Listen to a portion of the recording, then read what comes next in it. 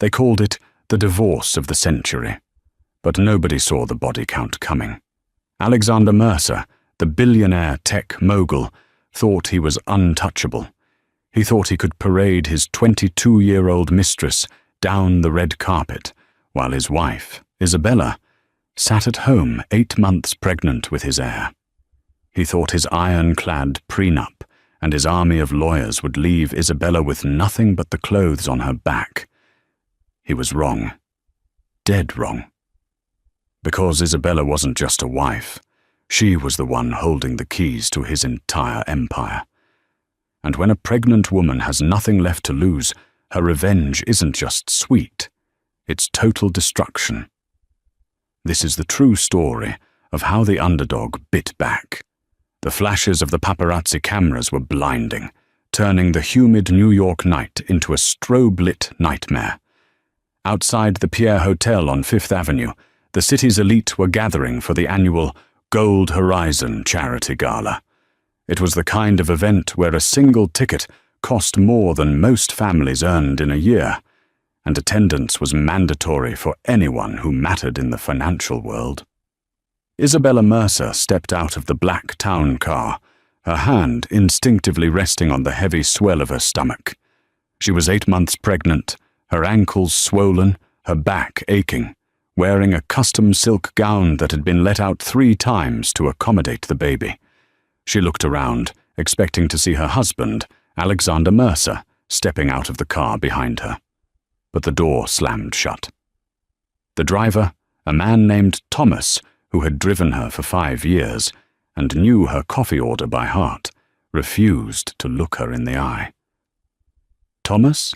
she asked, her voice trembling slightly. "Where is Alex?"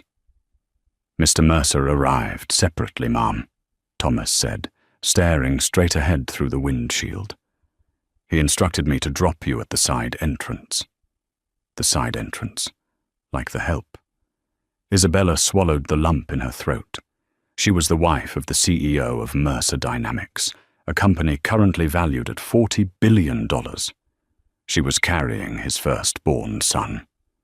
And yet, she was being ushered in through the service doors while he... A roar went up from the front of the hotel. The crowd screamed. The paparazzi went into a frenzy. Isabella walked as fast as her condition allowed toward the main foyer, slipping past a confused security guard. She reached the edge of the grand ballroom just as the main doors swung open.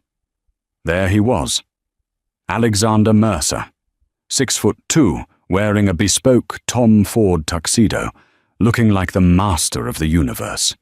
He had that smile, the shark-like grin that had charmed Wall Street investors and broken competitors.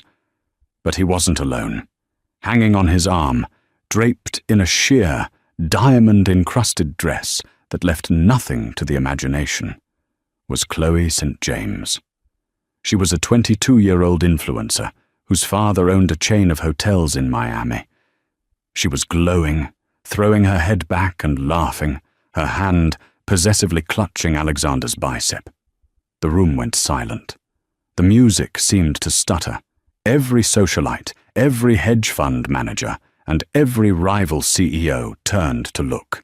Everyone knew Isabella was pregnant. Everyone knew she was supposed to be here. Alexander didn't just bring a mistress, he flaunted her. Isabella felt the blood drain from her face. She stood near a pillar, hidden by the shadows, watching the humiliation unfold. Is that Chloe?" a woman whispered loudly near Isabella. "With Alex? Where is Isabella?" "I heard she's too fat to leave the house," another voice snickered. "Alex needs someone who matches his brand value."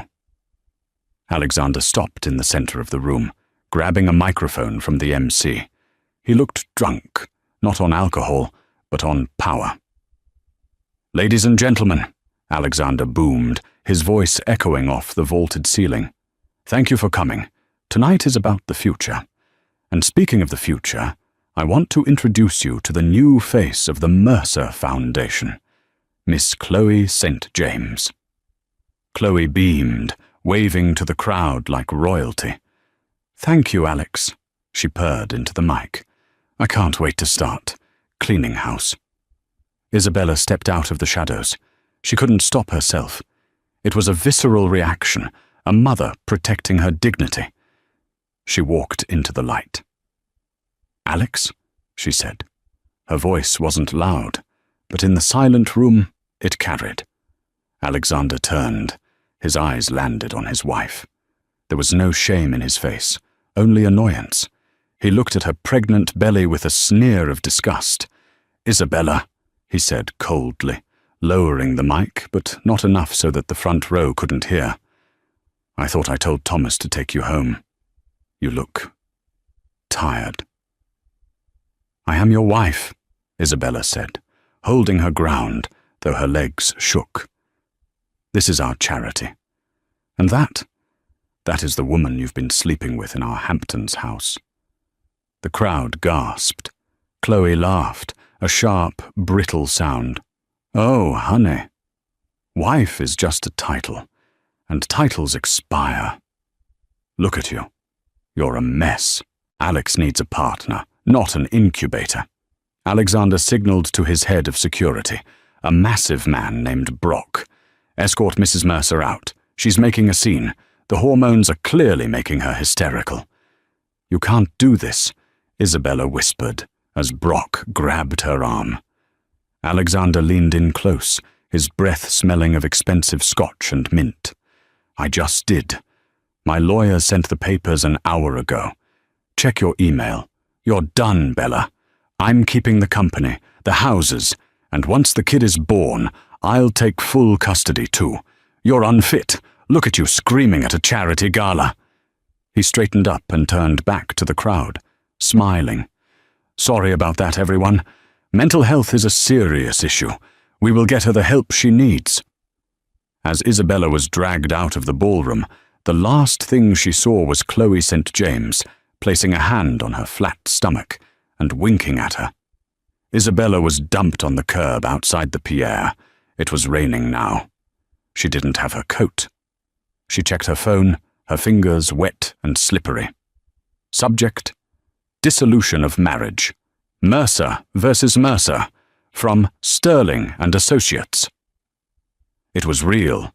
Alexander had timed it perfectly. He had waited until the week before his company's massive merger with Omnicorp to serve her, ensuring she would be disoriented and weak. She hailed a taxi, giving the address of their penthouse at 432 Park Avenue. She needed to get her things. She needed her safe. When she arrived, the elevator code didn't work. "I'm sorry, Mrs. Mercer," the doorman said, looking genuinely pained. He liked Isabella. She was the only one who asked about his kids. Mr. Mercer called. He changed the codes 10 minutes ago. He said, you don't live here anymore." "My medicine is in there," Isabella said, panic rising. "My passport, the nursery, everything for the baby." He said, "Your personal effects have been sent to a storage facility in Queens. Here is the address." He handed her a slip of paper. Isabella stood in the marble lobby, shivering. She had no access to their joint accounts. She checked her banking app and it flashed, "Access denied." He had frozen everything. He had left her with the credit card in her purse, which was likely cancelled too. She was the wife of a billionaire, and she didn't have enough cash to buy a sandwich. She went to the only place she could think of, a small, dusty law office in Brooklyn. It belonged to her father's old friend, Saul Berkowitz. Saul wasn't a high-powered corporate shark like Alexander's lawyer, Marcus Sterling. Saul was a man who handled wills for grandmothers and disputed parking tickets. "Bella?" Saul looked up from his desk, his glasses sliding down his nose as she stumbled in, soaking wet. "My God, child! What happened?" She collapsed into the chair, recounting the night. The gala. Chloe. The lockout. Saul listened, his face growing paler by the minute. He pulled out a copy of the prenup she had signed 5 years ago. He adjusted his glasses and read it, sighing heavily. "Bella, this is ironclad," Saul said softly. "Alexander's father wrote this. It says if you divorce, you get a lump sum of $500,000, but you waive rights to all company shares, real estate, and future earnings. It also has a morality clause. If you create a public scandal, like getting thrown out of a gala, he can petition to withhold even that lump sum." "He set me up," Isabella whispered. "He provoked me so I would make a scene." "He's a monster," Saul agreed. "But he's a monster with the best lawyers in New York. If we fight this in court, he will drag it out for years. He will bleed you dry. You have a baby coming in 4 weeks. You have no home, no money." Isabella looked at the rain streaking the window. She thought about Alexander's smirk. She thought about Chloe calling her an incubator. She stopped crying. Something in Isabella's eyes changed. The sadness evaporated, replaced by a cold, hard clarity. It was the look of a woman who realized that playing by the rules was what got her killed. To survive, she had to break the game. "Saul," she said, sitting up straighter. "Do you remember what I did before I married Alex?" "You were a coder," Saul said, "a brilliant one. You worked at that startup, the one Alex bought." "No," Isabella corrected him. "I didn't just work there. I wrote the core algorithm for the neural link interface, the technology that Mercer Dynamics is based on, the technology he is about to merge with Omnicorp for $10 billion. Saul frowned. "But you signed over the rights when you married him, didn't you? It was part of the merger of your assets." Isabella reached into her damp clutch bag. She pulled out a small, silver USB drive. It looked old, scratched. "Alex thinks I signed over everything," she said, her voice dropping to a whisper. "He thinks he owns the source code. But Alex is arrogant. He never checks the back-end logs. He never reads the raw data lines." "Bella, what are you saying?" "I'm saying that 5 years ago, I embedded a dead man switch in the code," Isabella said. "It requires a biometric key, my fingerprint, and a specific sequence of keystrokes to keep the system stable. Every 30 days I have to verify it. If I don't, the algorithm degrades. It slows down. It starts making mistakes." Saul's eyes widened. "When did you last verify it?" "The day before yesterday," Isabella said. "Which means Alex has exactly 28 days before his entire $10 billion empire starts to glitch. And in 28 days, he's supposed to sign the merger deal with Omnicorp." "He'll kill you," Saul whispered. "If he finds out, he will destroy you."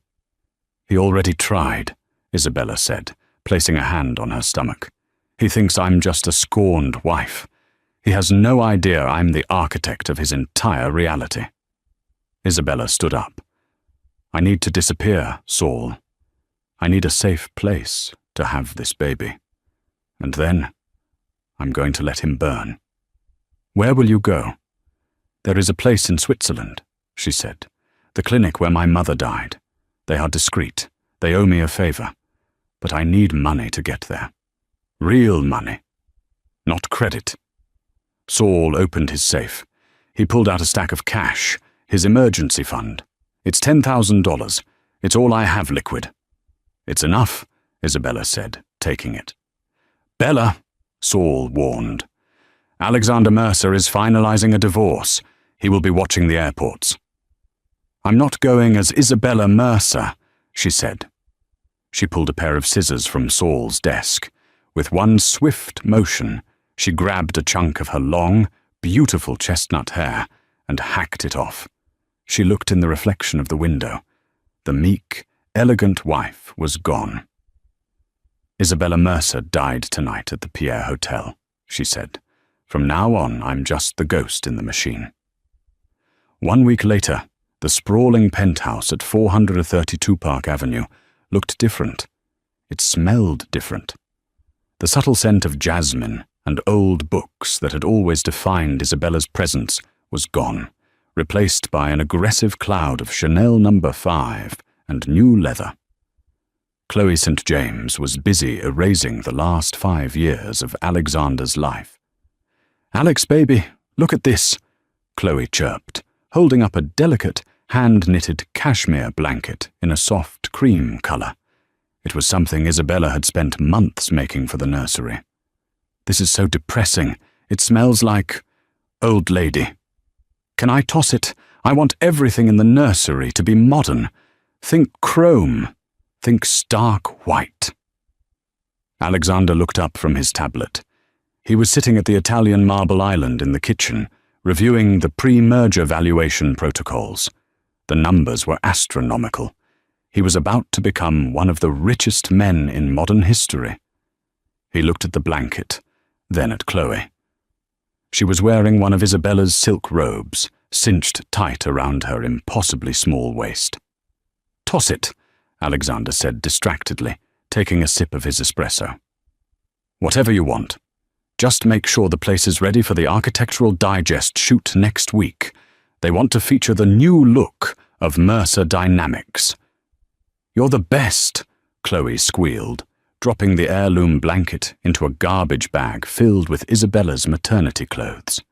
Alexander felt a microscopic twinge of guilt, which he immediately crushed under the weight of his own ego. Isabella had brought this on herself. The public scene, the hysteria. He needed a partner who could handle the spotlight, not one who crumbled under it. Chloe was young, hungry, and moldable. She was perfect for the brand. His phone buzzed. It was Marcus Sterling, his lead counsel. "Sterling, give me good news," Alexander demanded. "We have a slight complication with serving the final papers, Alex." Sterling's smooth baritone came through the speaker. "Mrs. Mercer has vacated the premises." "I know that, you idiot. I locked her out." "No, I mean, she has vanished," Sterling clarified. "Her phone is dead. Her credit cards haven't had a single hit in 7 days. We checked her father's old friend, Saul Berkowitz. He claims she came in soaking wet the night of the gala, borrowed $50 for a cab, and left. He says he hasn't seen her since." Alexander laughed, a cold, barking sound. "She's hiding. It's pathetic. She's probably curled up in some cheap motel in Jersey, crying over old photos. She has no money, Sterling. She's pregnant and alone. She'll crawl out when the hunger sets in or the baby comes. Keep the private investigators on it. But don't waste too much money. She's irrelevant now." He hung up. Irrelevant. That's what she was. He had the code. He had the company. He had the girl. While Alexander sat in his tower of glass and steel, believing he was untouchable, Isabella was learning how to become invisible. She had traded her platinum life for cash and paranoia. $10,000 doesn't last long when you are buying silence. She had purchased a burner phone and a heavy, used laptop with cash from a pawn shop in Queens. She stayed in SRO hotels where they didn't ask for ID, sleeping with a chair wedged under the doorknob. Her body was screaming. The stress was causing Braxton Hicks contractions that doubled her over in pain multiple times a day. Her ankles were so swollen she could barely wear the cheap sneakers she'd bought at Walmart. But her mind was sharper than ever. She sat in a grimy motel room near JFK Airport, the neon sign outside flickering red across her face. She opened the laptop and connected to the hotel's unsecured Wi-Fi through 3 different VPNs. She navigated to a dark web forum she hadn't visited since her hacking days in college. She needed a new identity. Not a great one, just one good enough to get her on a plane to Europe without triggering Alexander's alerts. She found a user named Null Vector. Saul had vouched for him years ago. Isabella, typing as Cypher Mom. Need travel docs. Fast. EU citizen preferred. Clean slate. Null Vector, 5K, Bitcoin only. Meet in 4 hours. Port Authority, lower level, by the pretzel stand. Come alone. It was half her remaining money. That night, wearing an oversized hoodie and a baseball cap over her hacked-off hair, she met the contact. He was a skinny kid, no older than 19, shaking from energy drinks. He slid a manila envelope into her tote bag and took the roll of cash without counting it. Isabella retreated to the bathroom of the bus terminal. She opened the envelope. It was a French passport. The photo was a digitally altered version of her old driver's license picture, with darker hair and glasses. The name read Ilara Vance. It wasn't perfect, but it would have to do. She looked at herself in the cracked mirror. Her eyes were sunken, dark circles bruising the skin beneath them. She looked nothing like the billionaire's wife who graced the society pages. "Goodbye, Isabella," she whispered to her reflection.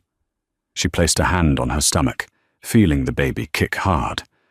"Hold on, little one. Just a little longer. We're almost free." The next morning, Ilara Vance boarded a budget airline flight to Lisbon with a connecting flight to Zurich. She paid cash for the ticket at the counter, claiming she lost her credit card.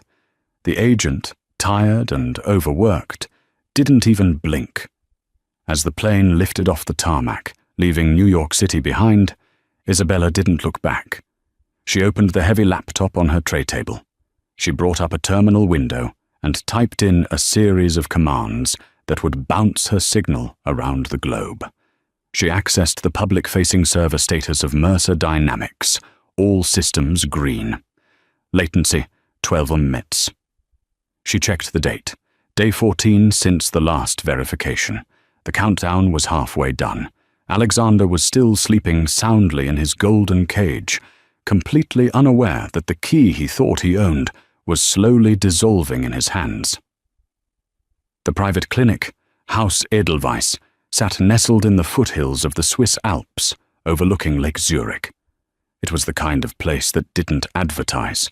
You only knew about it if you had a net worth equivalent to a small nation's GDP, or if, like Isabella's mother, you had died there, leaving behind a substantial endowment. Dr. Elias Weber, the clinic's director, was a man of discretion. He remembered Isabella as a teenager, weeping by her mother's bedside. He asked no questions when she arrived unannounced, looking like a refugee, carrying nothing but a laptop and a fake passport. He gave her a private room in the East Wing, away from the other patients. He took her cash for the first month's stay and waved away the rest. "Your mother was a good woman, Isabella," Dr. Weber said, his German accent thick but gentle. "You are safe here, but your blood pressure is dangerously high. The stress, it is too much for the baby. You must rest. No phones, no internet." Isabella nodded meekly, promising to obey. The moment he left the room, she pulled the laptop from under her mattress. It was day 22. She logged into her back door. The data stream from Mercer Dynamics was changing. It was subtle. To an untrained eye, it looked like normal traffic fluctuation. But Isabella saw the pattern. The latency was spiking, up to 45 millimeters, then back down. The neural pathway predictions were showing a 0.04% error rate increase. It was beginning. The degradation phase. 4,000 miles away in New York, the tension in the boardroom of Mercer Dynamics was thick enough to choke on. It was final due diligence week. The Omnicorp acquisition team had descended like locusts. Their CEO, Lydia Croft, was a woman legendary for tearing apart companies during audits and lowering the acquisition price at the 11th hour. Lydia sat across the 20-foot mahogany table from Alexander. She was 60, with steel-grey hair cut in a severe bob and eyes like flint.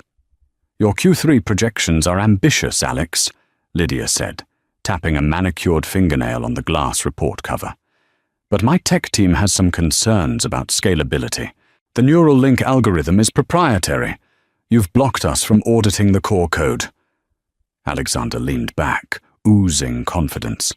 Chloe was sitting next to him, trying to look interested, but mostly scrolling through Instagram under the table. Lydia. Alexander smiled, his shark grin on full display. You don't ask Coke for their secret recipe before you buy the bottling plant. The code is the crown jewel. It works. It's generated 40 billion in value. You've seen the demos. I want to see a live stress test, Lydia demanded. Today. I want to see it handle peak load traffic simulations before I sign off on $10 billion. Alexander felt a flicker of annoyance. Fine. Ravi. He snapped his fingers at his chief technology officer, Ravi Patel, who was sweating profusely in the corner. Set up the simulation. Show Lydia what my engine can do. Ravi nodded nervously and typed furiously into his console. The massive screens on the wall illuminated with complex data visualizations. The simulation began. For 10 minutes, it was flawless. The AI handled millions of simulated transactions per second, the neural pathways adapting in real time. Alexander watched Lydia's face. She was impressed, despite herself. Then, it happened. On the main screen, a data packet flow turned red for a fraction of a second. The system stuttered. The latency counter on Ravi's screen jumped from 12 minutes to 150 meters. Ravi gasped quietly. What was that? Lydia asked sharply. That lag. Alexander hadn't even noticed it. He looked at Ravi. Ravi, pale as a sheet, quickly typed a command to clear the cache. The screen returned to normal. Apologies, Ms. Croft. Just a minor server handshake issue on the simulator side. Our internal network is undergoing routine maintenance. The core code is stable. Lydia narrowed her eyes. Maintenance? During final due diligence? That's sloppy, Alex. Ravi, I told you to postpone all maintenance, Alexander barked, throwing his CTO under the bus without hesitation. Fix it, now. It's fixed, sir. See? All green. Ravi pointed to the screen, his hand shaking. Lydia didn't look convinced, but she let it slide. Fine. We sign in 5 days. But if I see another handshake issue, the valuation drops by $1 billion. When the meeting adjourned, Alexander grabbed Ravi by the arm and dragged him into his office, slamming the door. Chloe slipped in behind them. What the hell was that? Alexander hissed. I don't know, Alex, Ravi stammered. The core shouldn't have lagged like that. It's been running perfectly for 5 years. It's almost like it hesitated, like it was looking for something it couldn't find. Well, find out what it is, Alexander threatened. If you embarrass me in front of Lydia Croft again, you won't just be fired, Ravi. I'll make sure you never work in tech again. Alex, baby, calm down, Chloe cooed, rubbing his back. Ravi's just a nerd. He'll fix it. Let's go get dinner at Nobu. You need to relax. Alexander shrugged her off. Not now, Chloe. This is business. He stared at the server screens in his office. For the first time since Isabella left, he felt a seed of genuine fear. He didn't understand the code. He had always relied on Isabella for that. And now, Ravi. In Switzerland, the pain hit Isabella like a freight train. It was day 25, 3 days left on the countdown. She was in her room, monitoring the latest latency spike on her laptop. It had hit 200 meters this time, when her water broke. It wasn't a trickle. It was a gush. Panic set in. She was 2 weeks early. She pressed the call button for the nurse, her breath coming in ragged gasps. The contractions were immediate and violent. Dr. Weber arrived within minutes. His face was grim as he checked her. Isabella, the baby is in distress. His heart rate is dropping. We need to do an emergency C-section. Now! The next hour was a blur of bright lights, surgical masks, and terrifying urgency. Isabella was alone. No husband to hold her hand. No Saul to reassure her. Just the cold reality of the operating room in a foreign country under a fake name. She gripped the edge of the operating table, her mind vacillating between the fear for her child and the vindictive satisfaction of what was happening in New York. Let it burn, she thought. Let it all burn down. Then she heard it. A thin, reedy cry. Dr. Webber lifted the baby up. A boy. He was small, but he was pink and furious. They wrapped him and brought him to her cheek. He smelled of blood and new skin. Isabella kissed his forehead, tears streaming down her face. "Leo," she whispered. "My little Leo." The moment she touched him, the anger that had sustained her for weeks evaporated, replaced by a ferocious, overwhelming love. The game had changed. It wasn't just about revenge anymore. It was about survival, her son's survival. She looked at Dr. Webber as they wheeled her into recovery. "I need my laptop," she said weakly. "Isabella, you just had major surgery. Give me my damn laptop," she commanded, with a voice that belonged to the CEO she should have been. The nurse reluctantly brought it. Isabella, groggy from anesthesia, opened the lid with trembling fingers. Day 25 was ending. Day 26 was beginning. The system log from Mercer Dynamics was bright red.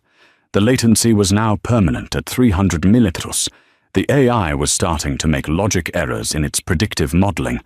The degradation had moved from a glitch to a cascade. Isabella looked at her sleeping son in the bassinet next to her bed, then back at the screen showing Alexander's empire beginning to crumble. "Happy birthday, Leo," she whispered. "I got you a $10 billion fireworks display." Day 28, the day of the signing. The boardroom at Mercer Dynamics was set up like a coronation. Champagne flutes were arranged in geometric precision. The lawyers from Omnicorp, led by Lydia Croft, sat on one side. Alexander's team sat on the other. The deal was valued at $10.2 billion. Alexander was set to personally pocket $6 billion after taxes. He was already spending it in his head. He had a super yacht on hold in Monaco and a private island in the Exumas pending contract. "Shall we proceed?" Lydia asked, unscrewing a Montblanc pen. "Subject, of course, to the final system integrity check running as we speak." "Of course," Alexander said, his palms sweating slightly. He hadn't slept in 2 days. Ravi had been patching the latency issues with temporary code bridges, digital duct tape, hoping it would hold for just 1 more hour. On the main wall, a giant dashboard displayed the live status of the Mercer neural link. It was steady. Green. Alexander signed the first page of the quadruplicate contract. Then the room went silent. A low, dissonant hum started emanating from the server racks in the adjacent glass-walled room. On the main dashboard, the green lights flickered once, twice, and then, simultaneously, every single status indicator turned a violent, flashing red. System failure. Core dump. Initiated. Kernel panic. "What is that?" Lydia asked, her pen freezing in mid-air. "Ravi!" Alexander roared, standing up so fast his chair toppled over. "Kill the feed! Cut the monitors!" "I can't!" Ravi screamed from his console, his fingers flying across the keyboard. "It's not responding! The admin overrides are locked out!" On the screen, the code began to delete itself. Lines of proprietary data, worth billions of dollars, were vanishing in real time, replaced by a scrolling skull and crossbones Asakao art. Then, a text box appeared in the center of the massive screen, 10 feet high, for everyone in the room to see. User authentication required. Biometric signature missing. System lockdown initiated. Contact administrator. IM. IM? Lydia read the screen, her eyes narrowing. She looked at Alexander. "Who is IM, Alex?" Alexander stared at the screen. The color drained from his face, leaving him looking like a wax figure melting in the heat. Isabella Mercer. It's a glitch," Alexander stammered, but his voice lacked its usual power. A prank. Someone hacked us. That's not a hack, Alex, Lydia said, her voice dropping to a terrifyingly calm register. That is a dead man's switch. I've seen them before. The system thinks the owner is dead or absent, so it's locking down the IP to protect it. She stood up. This technology isn't yours, is it? Of course it is. I own the company. You own the shell, Lydia spat. But whoever I am owns the soul of this machine, and without them, you are selling me a $10 billion paperweight. She capped her pen. The sound was like a gunshot in the silent room. The deal is off, Alex, and I'm calling the SEC. Attempting to sell technology you don't control is fraud. Lydia, wait! Alexander lunged for her arm. She shook him off with disgust. Don't touch me, you're toxic. Come on, everyone. The Omnicorp team filed out. The champagne grew warm. The scrolling skull on the screen mocked him. Alexander turned to Ravi, who was cowering under his desk. Fix it, Alexander whispered, his voice trembling with rage. I can't, Ravi wept. I checked the source code, Alex. It's encrypted with a polymorphic key. It needs her fingerprint. It needs her retinal scan. If we try to brute force it, the system wipes the servers. Everything goes. The customer data, the algorithms, the backups. We lose everything. Where is she? Alexander screamed, grabbing a heavy crystal vase and hurling it through the glass wall of the server room. It shattered, sending shards flying. Find my wife! Chloe St. James, who had been live streaming the celebration on her phone, quickly ended the video. She looked at Alexander, who was purple with rage, veins bulging in his neck. She looked at the deal cancelled alerts already popping up on Bloomberg terminals. I think I'm going to go to my mum's house, Chloe said quietly. Get out, Alexander screamed at her. Get out, you useless parasite! As his world collapsed, Alexander stood alone in the ruins of his boardroom. He had the suits, the penthouse, and the title. But Isabella had the kill switch, and she had just pulled it. The stock market reaction was instantaneous and brutal. News of the failed merger and the system instability leaked within minutes. Mercer Dynamics stock, ticker MDYN, opened at $145 a share. By lunchtime, it was trading at $42. By the closing bell, it was at $12. Alexander lost $3 billion of net worth in 6 hours. The board of directors called an emergency meeting. They were screaming for blood. They wanted Alexander's head on a platter. The SEC had already opened a formal inquiry into misrepresentation of assets. Alexander sat in his office, the blinds drawn. He was drinking whiskey straight from the bottle. He looked disheveled, his tie undone, his eyes bloodshot. He had his team of private investigators on speakerphone. Tell me you found her, Alexander rasped. We have a lead, Mr. Mercer, the lead investigator, a former FBI agent named Miller, said. We tracked the IP address that triggered the lockdown. It didn't come from a server farm. It came from a secure medical facility in Zurich, Switzerland. Switzerland? Alexander rubbed his temples. She's at the clinic. Her mother died there. Go get her. Drag her back here if you have to. We can't touch her there, sir. Swiss privacy laws are strict, and there's something else. What? We pulled the flight manifest under a pseudonym. She travelled alone. But the hospital admission records. Sir, she checked in for an emergency C-section 3 days ago. There's a birth certificate filed. Alexander froze. The bottle of whiskey hovered halfway to his mouth. The baby. He had forgotten about the baby. In his pursuit of the merger, the child had become an abstraction to him, a nuisance. Did it survive? Alexander asked, a strange emotion flickering in his chest. Yes. A boy. Leo Mercer. Alexander closed his eyes. A son. He had a son, and he had an ex-wife who held his life in her hands. "Get me a plane," Alexander said. "I'm going to Zurich." "Sir, the board has grounded the corporate jet," his assistant whispered from the doorway. "They froze your expense accounts." Alexander let out a guttural roar and threw the whiskey bottle against the wall. "Then book me commercial. I don't care. Just get me to Zurich." 20 hours later, Alexander Mercer walked into the lobby of Haus Edelweiss. He looked like a wreck.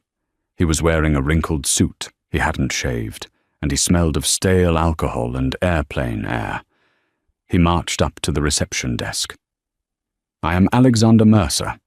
My wife is here, Isabella Mercer." The receptionist, a stern Swiss woman who looked like she could bend steel bars, didn't even look up. "We have no patient by that name." "Don't lie to me." Alexander slammed his hand on the desk. "I know she's here. I am her husband." "Ex-husband, soon to be," a voice said from the balcony above. Alexander looked up. Isabella stood at the top of the grand staircase. She looked different. Her long hair was gone, chopped into a chic, sharp bob that framed her face. She wore a simple white linen robe. She looked tired, pale, and fragile, holding on to the railing for support. But her eyes were burning with a cold, blue fire. "Bella!" Alexander breathed. He started to move toward the stairs. 2 massive orderlies stepped in front of him, blocking his path. "Let me see her," Alexander demanded.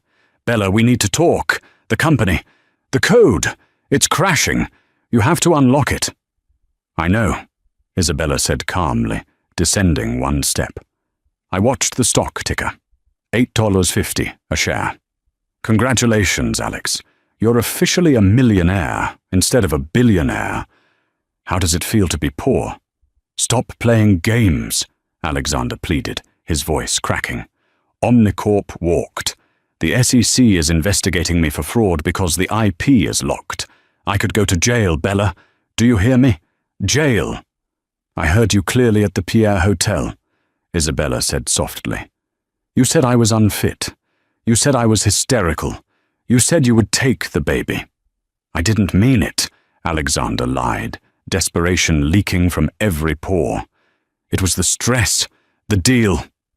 "Bella, please, I'll give you anything. You want half? I'll give you half. Just put your thumb on the scanner. Unlock the code." Isabella reached the bottom of the stairs, staying safely behind the wall of security. "I don't want half, Alex. I don't want money." "Then what? What do you want?" Isabella pulled a folded document from her robe pocket. It wasn't a legal document. It was a handwritten note. "I want you to resign," she said. "Publicly. I want you to admit that the code was mine. I want you to sign over full custody of Leo to me, with 0 visitation rights. And I want you to transfer your remaining voting shares to a trust in Leo's name, which I will control until he is 21. "You want my company?" Alexander gaped at her. "You want to steal my company?" "It was never your company, Alex," she said. "It was my mind. You just sold the packaging." "I won't do it," Alexander snarled, his old arrogance flaring up. "I'll fight you. I'll drag this through the courts. I'll tell them you sabotaged the code maliciously." Isabella shrugged. "Go ahead. But the code degrades exponentially. In 48 hours, the data corruption becomes permanent. There won't be a company left to fight over. It will be 0. And you will be the CEO who presided over the biggest tech collapse in history. You'll be a laughingstock, and you'll be broke." She turned around and started walking back up the stairs. "Tick-tock, Alex." "Wait!" Alexander screamed. He looked around the lobby. People were watching. He looked at his phone. The stock had dropped another $1 while they were talking. He was cornered. He was beaten. He slumped against the reception desk, sliding down until he hit the floor. He put his head in his hands and wept. Ugly, heaving sobs of a man who had lost his godhood. "Fine," he choked out. "Fine, I'll sign." Isabella stopped. She didn't turn around. She just signaled to a man standing in the shadows of the hallway. It was Saul Berkowitz.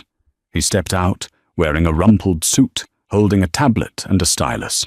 "Hello, Alex," Saul said, a grim smile on his face. "I have the documents ready. DocuSign, okay?" Alexander signed. He signed away his title. He signed away his son. He signed away his legacy. Saul checked the signatures. "It's done." Isabella turned back. She walked over to Alexander, who was still on the floor. She looked down at him, not with hate, but with pity. "The biometric scanner is on the server login page," she said. "I'll unlock it remotely in 10 minutes. But Alex?" He looked up, his eyes red and swollen. "The next time you underestimate a woman," Isabella said, "make sure she isn't the one who wrote your operating system." She turned and walked away, back toward the nursery, back to her son, leaving Alexander Mercer alone in the lobby of a Swiss clinic, a king with no crown. 1 year later. The winter wind whipped down Fifth Avenue, biting and cold, but inside the penthouse office of the newly rebranded Phoenix Systems, formerly Mercer Dynamics, the air was warm and smelled of fresh orchids. Isabella sat behind the desk. The massive oak slab where Alexander used to prop his feet up and declare himself a god. She had replaced his leather executive chair with one of ergonomic mesh, and the walls, once adorned with ego-stroking portraits of Alexander shaking hands with presidents, were now covered in whiteboard paint, filled with complex code architecture and photos of her son, Leo. "Madam Chairwoman?" Isabella looked up. It was Saul Berkowitz. He looked different these days. He was wearing a tailored suit, his hair was trimmed, and he no longer looked like a man crushed by the weight of parking ticket disputes. He was now the chief legal officer of a $40 billion company. "Saul, please," Isabella smiled, closing her laptop. "I told you, when it's just us, it's Bella." "Old habits," Saul chuckled, placing a file on her desk. "I just wanted to give you the quarterly report. Since you implemented the new ethical sourcing protocols and open-sourced the educational version of the neural link, public sentiment is at an all-time high. Stock is trading at 210. Omnicorp is actually asking to license our tech now instead of buying us out." "Let them beg for a while," Isabella said, her eyes gleaming with a sharp intelligence. "We don't need their money. We have the code." "There is one other thing," Saul said, his demeanor shifting. He looked uncomfortable. "He's downstairs." Isabella didn't flinch. She didn't need to ask who. "Did he make an appointment?" she asked coolly. "No, security stopped him at the turnstiles. He's claiming he has a right to see the shareholders. He's causing a scene." Isabella stood up. She walked to the floor-to-ceiling window that overlooked the city. "Let him up, but tell security to escort him. And Saul, stay in the room." 5 minutes later, the double doors opened. Alexander Mercer walked in. The change was shocking. The man who had once worn $5,000 tuxedos as casually as pajamas was now wearing a suit that was clearly off the rack and ill-fitting. He had gained weight, his face puffy from what looked like too many nights of cheap alcohol. His arrogant shark grin was gone, replaced by a nervous, twitchy grimace. He looked around the office, his old office, and his eyes landed on Isabella. She looked radiant. Motherhood and power suited her. She was wearing a cream-colored power suit that accentuated her strength. She didn't look like a victim. She looked like a queen. "Hello, Alex," she said, not inviting him to sit. "Bella," Alexander said, his voice rough. "You look good. Really good." "State your business, Alex. I have a board meeting in 20 minutes. Alexander swallowed hard. He fidgeted with his hands. I saw the news. The stock price. You've done amazing things with the company. Truly. I just unlocked its potential, she said. Something you never bothered to understand because you were too busy looking at yourself in the mirror. I know, he said quickly. I know I messed up. I was arrogant. I was blind. But Bella, I've changed. This last year, it broke me. Chloe left me the second the money dried up. I'm living in a studio in Jersey City. I'm consulting for startups, but nobody wants to hire me. They call me toxic. You are toxic, Alex, Isabella said simply. I'm a father, Alexander burst out, tears welling in his eyes. I have a son I've never met. I want to see him. Please. I know I signed the papers. I know I have no rights. But surely as a mother, you can't keep a boy from his father. Isabella walked around the desk. She stopped 3 feet from him. She smelled of success. He smelled of desperation. Do you remember the night at the Pierre, Alex? She asked softly. Alexander flinched. Bella, please. Do you remember? She pressed. You told the world I was unfit. You told me I was nothing but an incubator. You were ready to take him from me and give him to a 22-year-old Instagram model who thought a nursery should be chrome and stark white. I was wrong, Alexander sobbed. I'm begging you. Isabella looked at him, searching for any sign of genuine love. But all she saw was a man who had lost his toys and wanted them back. He didn't want Leo because he loved him. He wanted Leo because Leo was the heir to the fortune Alexander had lost. He wanted a way back in. Leo is happy, Isabella said, her voice ice cold. He is 1 year old. He loves blueberries and the color yellow. He has my eyes and my patience. And he has a family.